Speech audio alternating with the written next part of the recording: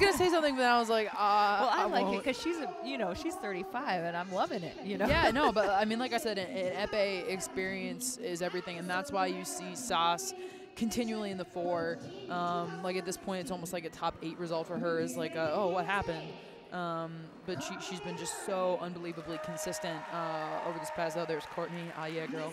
A little plug during the bout. I will be objective, but right now they're just announcing them, so I gotta show my teammate a little bit of love out there. We have for the referees Anna Kovria of Serbia. We have Pilar Arenas Gomez of Colombia on video. We have Man Jung of Korea also as the referee for our second semifinal with Isola and Sas Kovac. And again with Pilar Arenas Gomez of Colombia in video. So again, I love to see the mix-up of different nations here represented. It's, the men have 2 Koreans and 2 French, so. Yeah, no, I mean, women's epee, I feel like we often get a good mix. There's often, as I said, there's often Sauce. The Italians often have one. The French, it's, I'm always personally super stoked when we get an American up there. Hope that we make it more of a consistent thing. The Russians aren't here often. There's a Russian up in there, but there's often a very good mix up for women's epee, especially looking at the results from cadet and junior worlds. That was really awesome. Kind of from all over the world that we saw making the 4 in almost every weapon. So 4 of the men, the 4 Koreans are in the top 16 for the men in the world, but the Russians are pretty dominant in women's epee, and they're not here. There's about 3 or 4 of them in the top 16 right now in the world. The Russians are having their own competition. They're having a nice, I think, the Russian competition, and that's also being broadcast. So it's probably so you can tune in and watch that. I guess. Yeah, a lot of the Europeans and Russians have decided not to come because it's a far, right, South America's far. Maybe it's the last selection tournament for them for the upcoming European Championships and World Championships. Who knows? But as I said, some of the at least the Estonian team I was talking to, they're like, oh, it takes 3 connections to get here. You can just like fly direct, and I'm like, we cannot. It also took us 3 flights. Waiting for that SpaceX, kind of spaceship to. That's the next mode that we're getting on. It looks like the bout is about to start between Courtney HURLEY and Ariane MALLO. So both of them are pretty, physical fencers. In the first round, a lot of times in epee you see like kind of feeling it out in the first round, first period of fencing, and then a little bit more action. But do you think that this will go quickly, or do you think that they'll just feel each other out? I think it'll be patient, at least first minute. My guess is that somebody's going to try to make an attack. I don't think that they'll go to that first minute of passivity. But I think the pace of the bout will greatly increase towards the end. But I predict a slow-ish start.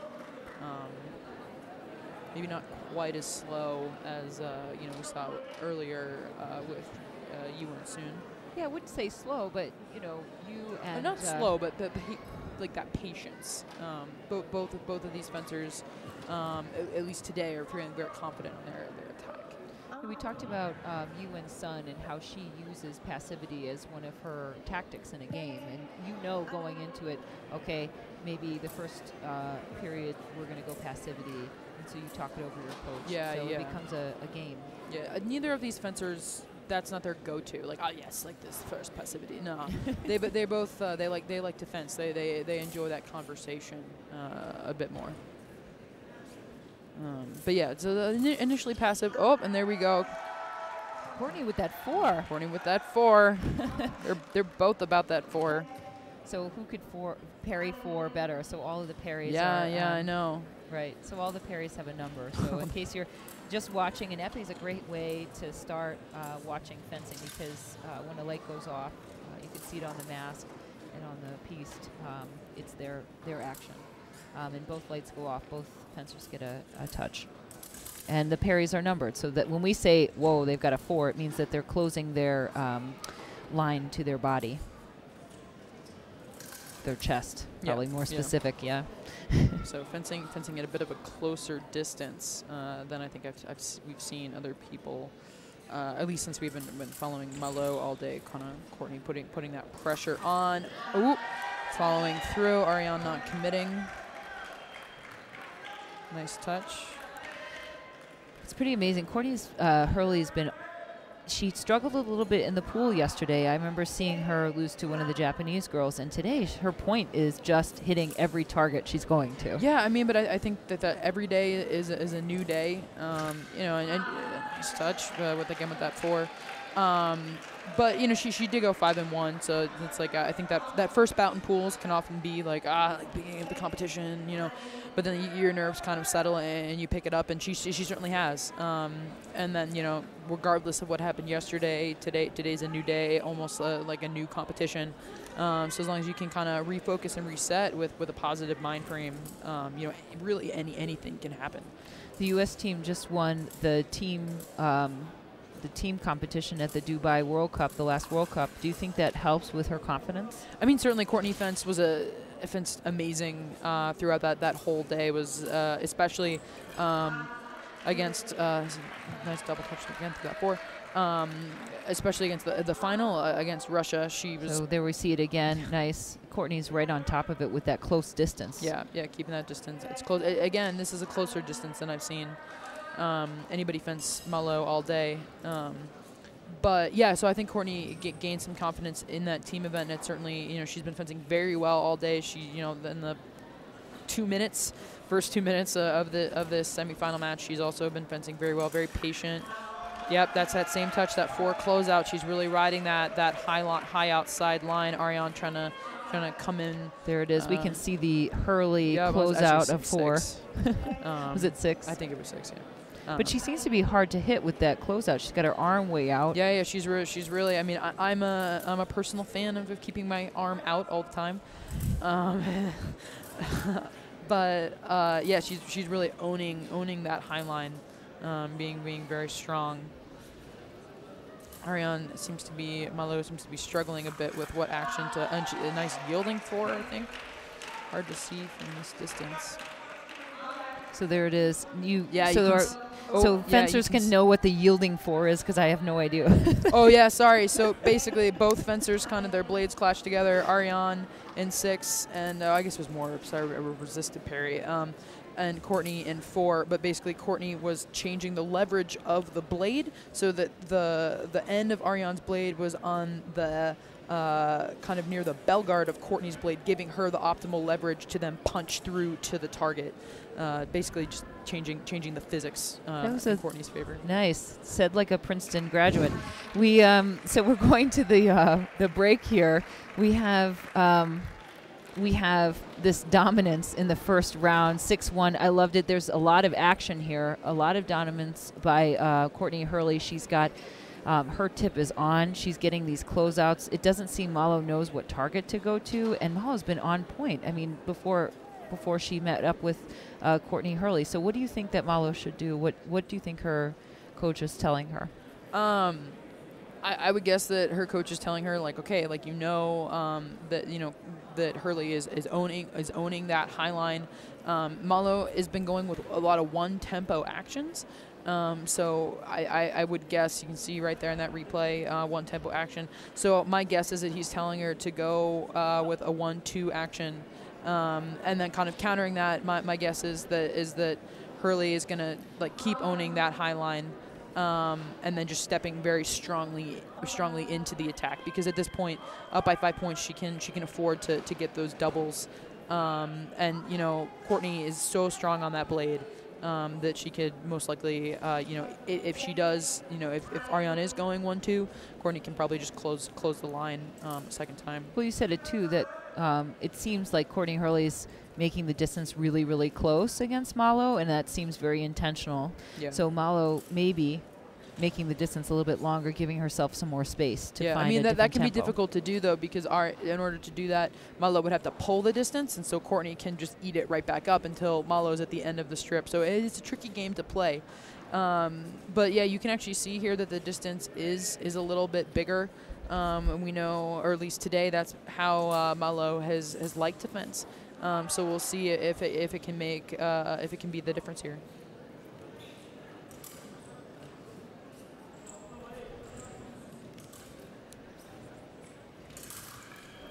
Yep, still owning that high line. It seems like HURLEY had a really clear plan against MALLO. Yeah. This is how I fence Boom. her. This is how I'm going to fence her. Beat 4 post. It's also very, very difficult to attack Courtney. Very difficult to get around that blade. Sometimes the wireless on the back of the mask can be kind of annoying, especially when you have a ponytail. So there's a big, for people who are tuning in, there's a big box on the mask that they wear to make it wireless, so you don't see any line in the back, and the lights light up in the mask. Boom. Oh, ooh. Yeah. Nice. I almost felt like MALLO almost got it, but then Courtney was right. Yeah, Courtney missed her first riposte. It was looked to me like a beat 4 riposte missed, and then went back through with 8. Again, Courtney HURLEY so strong on that blade.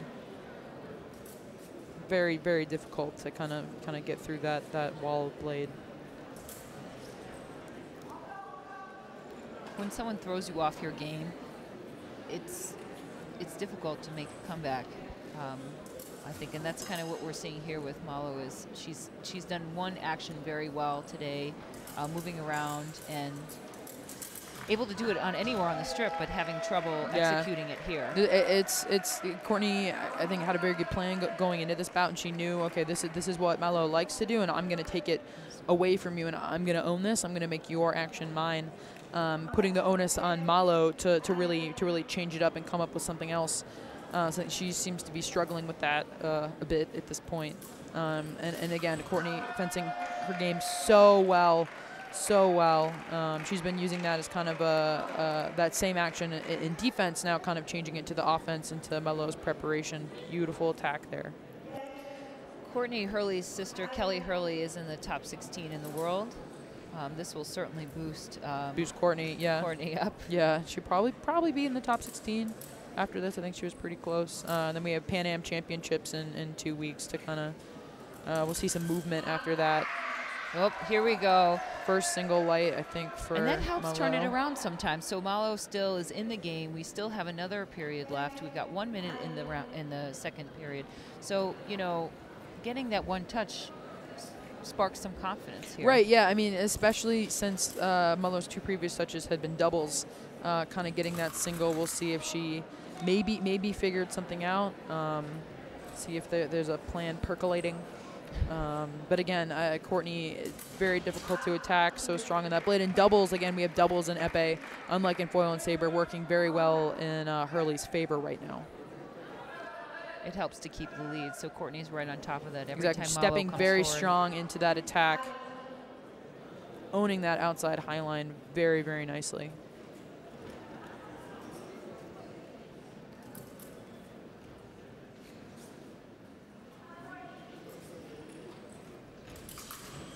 Yep, still owning that outside high line, crunching through with that 4.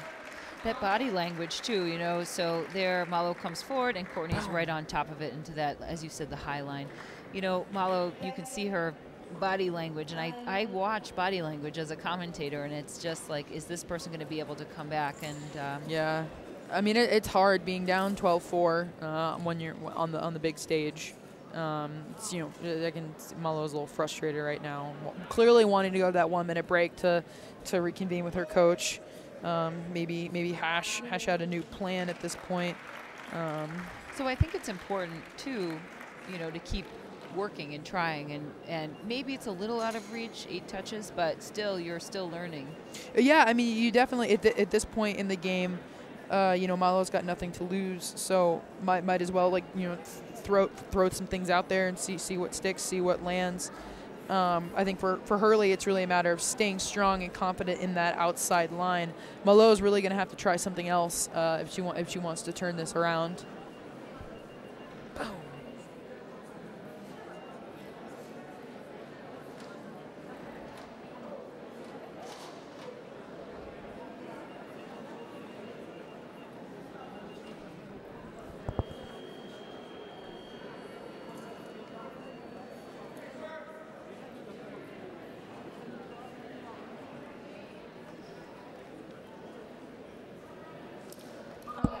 All right, getting ready for that last period. MALLO 8 touches down. This is the last and final period of the first semifinal of the last Grand Prix of the season. And HURLEY seems to be getting into that high line and closing MALLO out. MALLO hasn't been able to get in and figure out how to make the attack without making it a double action. Yeah, I think there's been one single light for MALLO this far.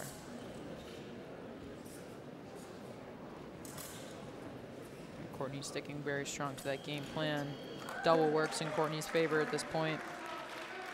But she has to keep trying, as you said. Like, maybe something's going to work, and maybe I can use it next time I fence with her. Well, Courtney can smell that final. So she got a little impatient, right? Yeah, I mean, we've all been there. We were like, oh, like, it's there. But I mean, HURLEY's been so disciplined this entire bout. Really, again, sticking to that plan. MALLO's got to try something else here. Courtney's still on that high line.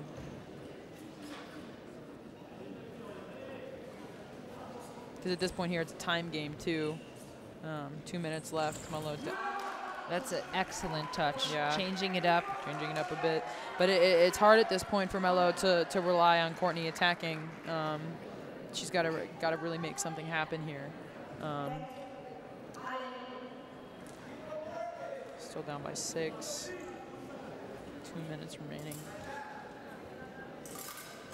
So they call the halt for the core where they hit, touch, smash, the nice smash together. Yeah, there's no card for core and epee unless you like really like, you know, run into your opponent. So it's intentional. Unless they view it intentional, or you're avoiding a touch, or it really is like you just knock the other person over.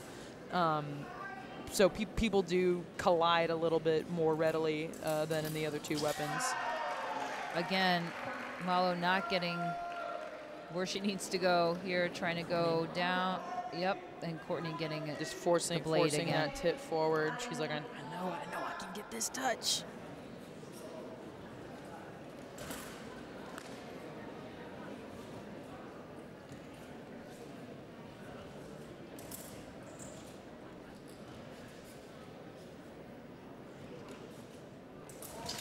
Ooh.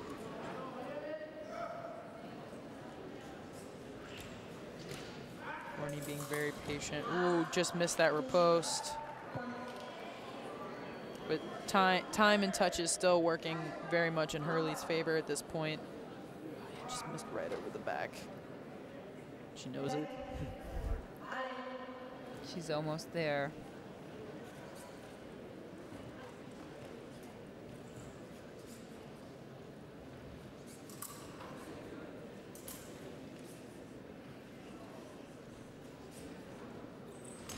Setting up for that probably pair post again.